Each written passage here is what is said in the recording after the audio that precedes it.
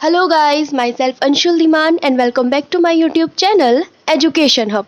So friends, आज की मेरी इस वीडियो में मैं हमारे क्लास 7th के स्टूडेंट्स जिनका आज संस्कृत का एंडलाइन आकलन यानी कि एंडलाइन असेसमेंट एग्ज़ाम था, उसके आपके एग्ज़ाम के सॉल्यूशंस आपके लेकर आई हूँ। तो अब आप जल्दी से मैच कर लीजिए कि आप कितने क्वेश्चंस अपने सही करके आए हैं और कितने आपके गलत हो चुके हैं। आई होप कि वैसे तो आपके सभी अच्छे ही होने चाहिए, आप ने अगर अच्छे से प्रिपरेशन की होगी, बट फिर भी क्योंकि हमें क्यूरोसिटी रहती है कि कितने कितने हमारा उसका क्या आंसर होगा, कितने हमारे सही गए हैं, तो जल्दी से अपना पेपर ले लीजिए। पेपर आपके पास होगा ही और अब आप जल्दी से आंसर्स मैच कर लीजिए।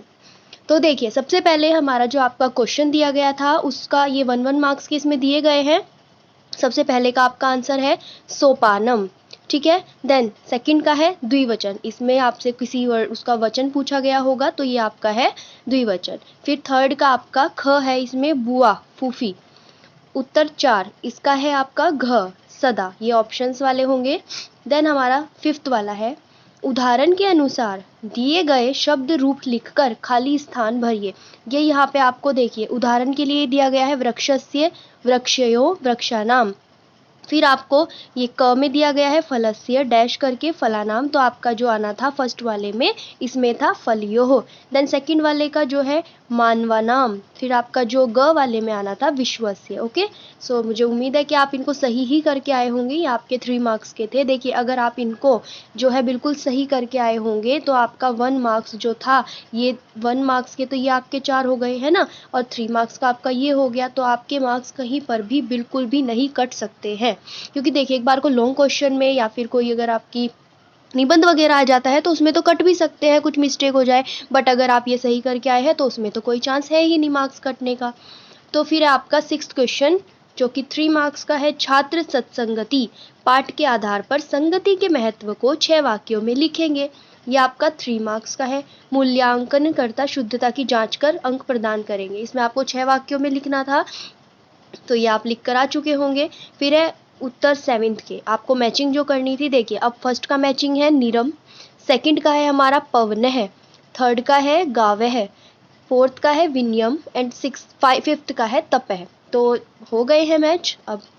और जल्दी से देखिए, मुझे हो सके तो कमेंट बॉक्स में बताइएगा भी कि आपका मतलब जो एग्ज़ाम पेपर है वो कितने मार्क्स तक का बन रहा है। ओके, फिर है 8th वाला, चित्र के आधार पर पर्यावरण के महत्व को सविवेक से 10 वाक्यों में लिखेंगे और मूल्यांकन करता शुद्धता के आधार पर। शुद्धता के आधार पर यानी कि किस टाइप से आपने जो मात्राएं हैं आपकी हिंदी को कितनी मतलब शुद्धता के साथ उसको लिखा है, आधार पर अंक प्रदान करेंगे। तो ये आपका 5 मार्क्स का था। पर्यावरण का महत्व जो इसमें आपको इमेज दी गई होगी इसके बेस पर आपको बताना था।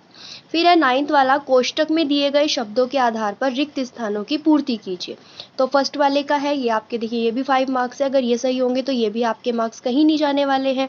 फर्स्ट का है सत्संगति, फिर है पर्यावरण, फिर है वसुदैव, फिर आपका है कृषि एंड देन लास्ट वाले का है मूर्खेशु। फिर था आपका 10th वाला क्वेश्चन है निर्देशानुसार उत्तर लिखिए। तो क में है, देखिए इसमें नीचे दिए गए चित्र में तिलियों को गिनकर, तिल्ली दी गई होगी मैचस्टिक जो होती है, संख्या को संस्कृत में लिखिए। गिनती, संस्कृत में गिनती आपको इसीलिए जो है फर्स्ट सेकंड क्लास से सिखानी स्टार्ट हो जाती है, क्योंकि देखिए कहीं ना कहीं आपको इसका जो है रिजल्ट देखने को मिल ही जाता है। इसमें देखिए ऐसे दिया गया है, फर्स्ट क्वेश्चन आपका जो है ये 1 मार्क का है, ये वाला 2 का एंड देन ये वाला भी 2 मार्क्स का है।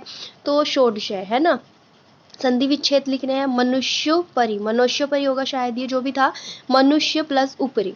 फिर है समुद्रस्य प्लस अपि, फिर है उपसर्ग अलग करके लिखिए। वर्ड आपको दिया गया था जो है उसमें आपको उपसर्ग अलग करना था, तो अवनति, अवनति, ठीक है।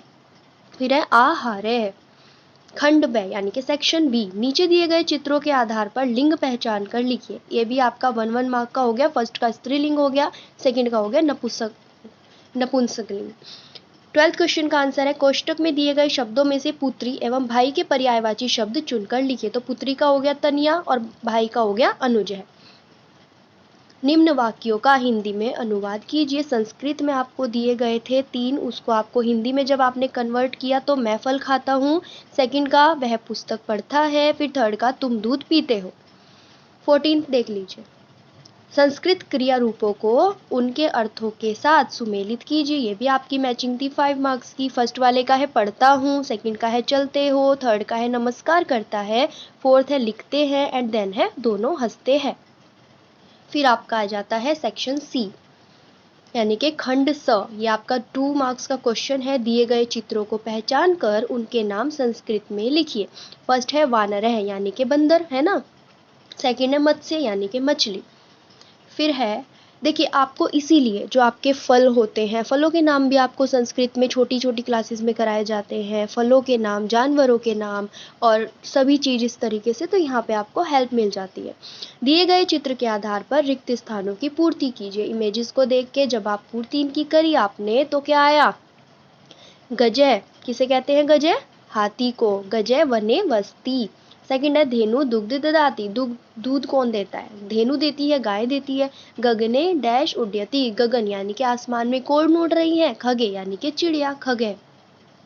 17th आपका लास्ट है। नीचे दिए गए शब्दों को पढ़कर भिन्न को अलग कर लिखिए। तो फर्स्ट का हो गया हरिद्रा, सेकंड का हो गया कदली फलम, थर्ड का हो गया लशुनम। सो ये भी आपका 3 मार्क्स का हो गया। तो मोस्टली टोटल मिला के आपका इजी ही पेपर आया हुआ है। अब मुझे कमेंट बॉक्स में बताइए कितना स्कोर आपने कर लिया है। और अगर आपको वीडियो अच्छी लगी है तो guys please please please hit the like button, channel को सब्सक्राइब करना बिल्कुल मत भूलिएगा। और मैं आपका जो है नेक्स्ट पेपर का जो है जल्दी से आपको सैम्पल पेपर प्रोवाइड कराने वाली हूँ। चैनल को सब्सक्राइब कर दीजिए अगर आपको वो चाहिए परसों के एग्ज़ाम का। सो आज के लिए इतना ही। Thank you so much.